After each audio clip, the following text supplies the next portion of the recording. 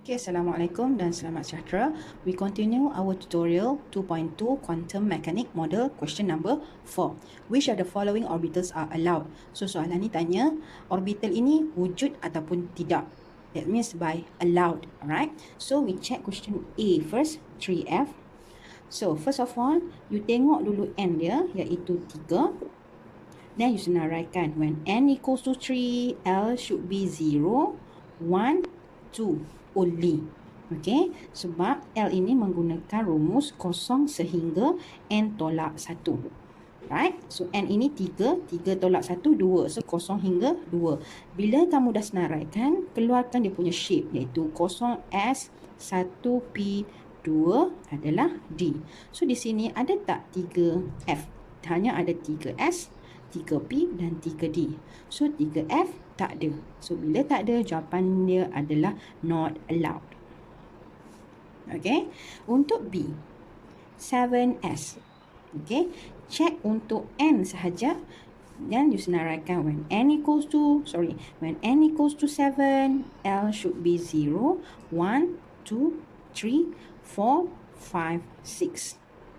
So, kita tahu kosong adalah untuk S. So, 7S ada tak? Ada. So, this answer is allowed.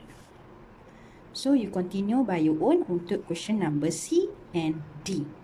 Alright. Now, we move to the next question, which is, which of the following quantum numbers are not allowed? Explain your answer.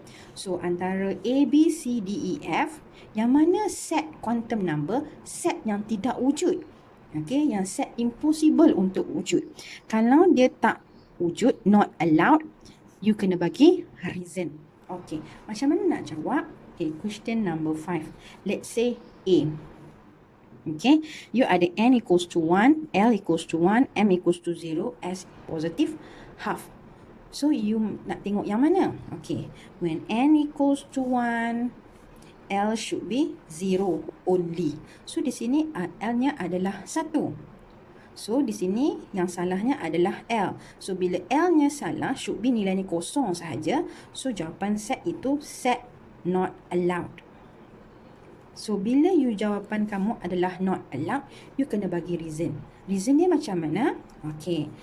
When n equals to 1, L must be 0 only. So, you bagi nilai L yang sebenarnya dengan menggunakan perkataan must be only. Okay. Okay, let's see untuk C. Saya tengok C B by your own. C. When n equals to 3, L equals to 1. So, M should be negative 1, 0 or plus 1. So, di sini dinyatakan negatif 2. Ada tak negatif 2 di sini? Tak ada. Bila tak ada, that means set not allowed. Macam saya kata, when dia not allowed, you kena bagi reason. Reason kat mana? Okay, reason pada M lah. Sebab M yang salah. M tak boleh negatif 2. L ni betul. When L equals to 1. Okay, sebab L di sini maybe 0, maybe 1, maybe 2. So, L di sini ada 1, so correct.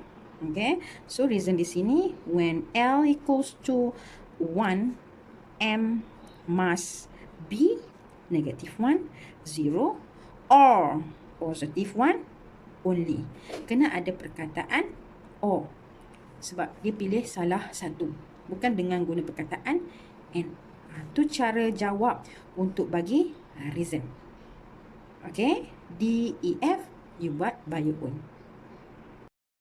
Okay, untuk soalan number 6, draw the shape of the 2S, 3S, 2PX, 2PY, 2PZ, 3DX squared, Y squared, 3DZ squared, and 3DXZ, 3DYZ orbitals. Okay, I show you first 2S and 3S. For 2S and 3S, the shape is spherical. Bentuk sama. Tetapi apa yang membezakan the orbital for 2S and 3S? The size of orbital. The size of orbital for 3S is larger than 2S. So, nak lukis orbital S, tak kisahlah 3S ataupun 2S. Nak lukis S, you kena buat circle dahulu. circle, and then this is your x-axis, this is your y-axis, this is your z-axis. So settle for 2s orbital. Okay, the position your axis tak kisahlah di mana-mana. Okay, ini saya punya style, satu sini, naik atas. Alright.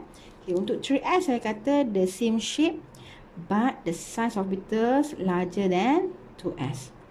So this is x, this is y here, this is your z axis. Make sure label mesti ada, wajib. Okay, now we go to 2s dah, 3s dah, 2px, 2py, 2pz. Okay, for orbital p, okay, saya akan buat, since yang ni saya nak x, so saya akan buat x here. Alright. Okay, since ini adalah x, so this orbitals lies on x axis. So the rest you hanya tarik sahaja. So you label sebagai p, okay, 2px. Okay, y macam ni. Alright. Since the 2py, that means the lines on axis y. The rest you penuhkan axis macam biasa. 2py. Your y here subscript. Okay. Now z. The orbitals lies on z axis. The rest you penuhkan macam biasa. 2pz. So settle for orbital p. Right, now I want to show you the orbital 3D. All these 3D. Okay, I'll show you the 5 orbital for 3D. The first one we call as 3DXY. Since dia sebut X dan Y, saya akan buat axis X here dan Y here. Bila sebut X dan Y, that mean the orbitals in between the axis. Okay, satu dumbbell berada di sini, satu dumbbell berada di sini. Yes, nampak my loop is in between the axis. So another one axis here, you buat separuh, you masuk dalam loop satu masuk dalam loop, satu lagi tak masuk dalam loop. Alright, ni is Z. Boleh nampak di atas, ni garisan ini boleh nampak di atas ataupun nampak di bawah. Pilih either one sahaja. Okay, now 3D XZ. So I will draw X axis.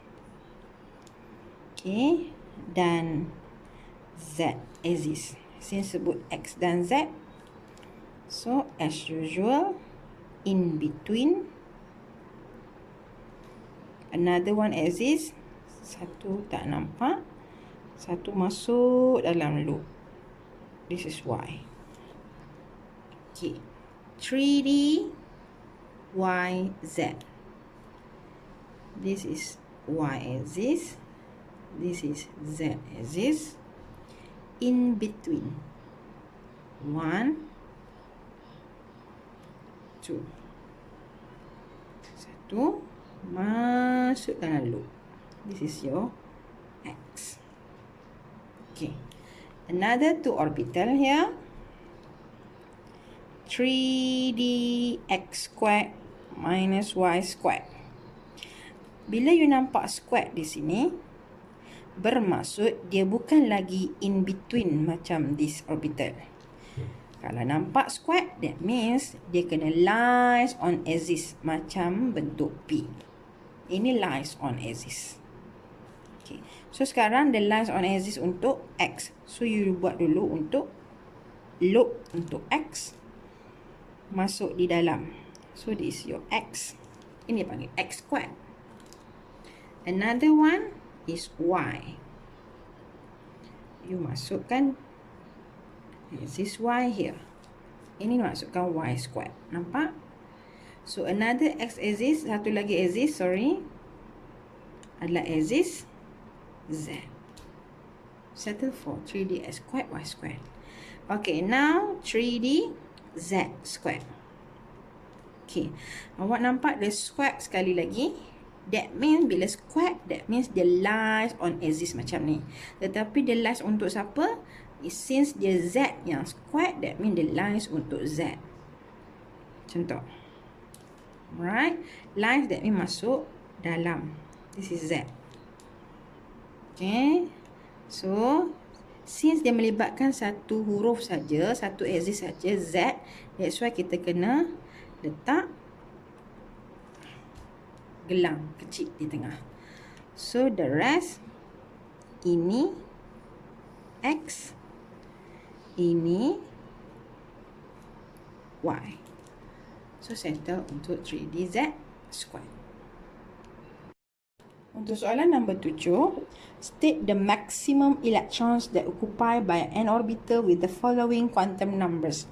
Okay, untuk A, bagi tahu kat kita, N equals to 2, L equals to 0, S equals to negative half. So, how many electrons? Okay. Yang ini kalau berdasarkan N dan L, kita tahu orbitalnya adalah 2s. Sebab L equals to 0. So, kita tahu dalam 2s orbital yang terlibat hanyalah 1. Satu orbital boleh maksimum 2. Satu upward, satu downward. Okay, 2 elektron. Tetapi since ini, dia hanya nyatakan nilai S untuk negative half. That means dia melibatkan, dia menunjukkan sama ada this arrow ataupun this arrow. So, jawapan saya adalah electron is 1. So, jawapan untuk A adalah 1. Right? Kalau dia tak bagi nilai S, dia hanya cakap N equals to 2, L equals to 0. So, tengok orbital ini adalah orbital 2s. So, kita tahu orbital 2s ada satu orbital. So, maksimum boleh letak 2. So, jawapan dia akan jadi 2 elektron. Tapi untuk yang ni, since dia bagi untuk satu nilai S, kita tahu satu nilai S mewakili satu elektron.